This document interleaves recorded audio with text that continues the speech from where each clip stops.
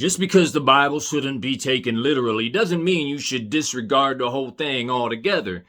There's actually deep, profound, esoteric meaning behind the scriptures. And that's what we're going to talk about right now. Now, as a disclaimer, if you think that the Bible is a literal, accurate depiction of history and your mind is made up, you're a devout Christian, and you're not willing to change your mind or open your mind, and you're not willing to realize your God self and your hidden potential and understand and know thyself, then this is not the subject matter for you. I'm not here to debate. I'm here to meet people where they are in their journey and help them grow in their understanding and their perception. Anything I can do to help with that process. Otherwise, you may just want to tune out right now. Now, as Christians, we're kind of misled. We're given the wrong impression that Adam and Eve were created as the first human beings and that God had some sort of direct communication with them. They knew the one true God, right? But if we look at actual real history, we discover that's not quite the case. For example, religious scholars have the first religion dated to around 40,000 BC. Now that's a lot different from the impression we're given that Adam and Eve had a direct communication with the one true God. Also around 10,000 BC, we know that a lot of the first cities were beginning to be developed as well. So what do you need if you're going to have cities? You're going to have some kind of control over the people in those cities. So you create this false fictional authority of these religious leaders that are receiving so-called direct communication with God, that know more than you, right? Because you're illiterate. Most of the people during that time were illiterate. And if you were learning to read the Bible, that meant death. If you were to get caught reading the Bible, it would mean death. Only the religious authorities were allowed to hold the Bible and read the Bible and define the Bible and tell you what it meant. And to keep control, these priesthood leaders would instill fear in you of hell if you do not obey or go along with what they say. So according to scholars, we have some 30,000 years, give or take, before Christianity even comes along and is developed, and we are introduced to this one true God, Yahweh. So not only that, but we also have another 1,000 years, give or take, before this Jesus Christ is even introduced. So according to creationists, human beings should be around 6,000 years old. If that is true, then where is Christianity and this one true God, Yahweh, and his son Jesus Christ during all of that time? The fact is that this stuff was thought up by men, divisive men who were trying to create something out of whole cloth. It developed over time. There's no reason to take it literally at all. So the point of this is not to make you hate the Bible or hate Christianity.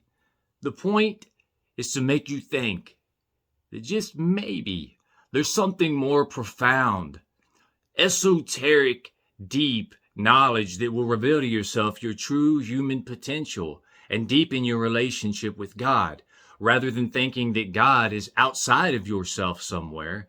Perhaps he's a lot closer than you realize, because the scriptures tell us that the kingdom of heaven is within. So why the Holy Bible? What's so special about it? Why is it the one that all of the secret societies and these groups use in their organizations? For example, why did the Freemasons have the Bible on their altar? Why is the Bible also referred to as the book of the law? Well, it depends on from what angle you're coming from. If you're coming from an exoteric or a literal perspective, you refer to it as the Bible.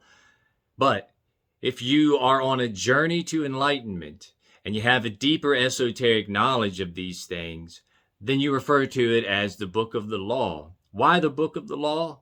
Because it contains all of the symbolism that is talked about in Hermetic philosophy. For example, the Bible contains the Hermetic concept of polarity.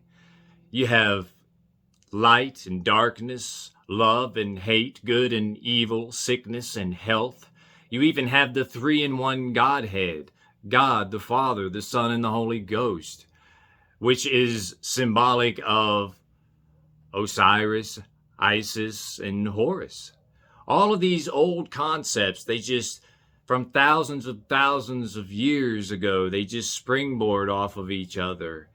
And they just continue to grow and to develop, especially after the New Testament made its way through the Greco-Romans, who were steeped in mystery schools and mystery religion, ideology, and concepts. All of this seeped over into the New Testament.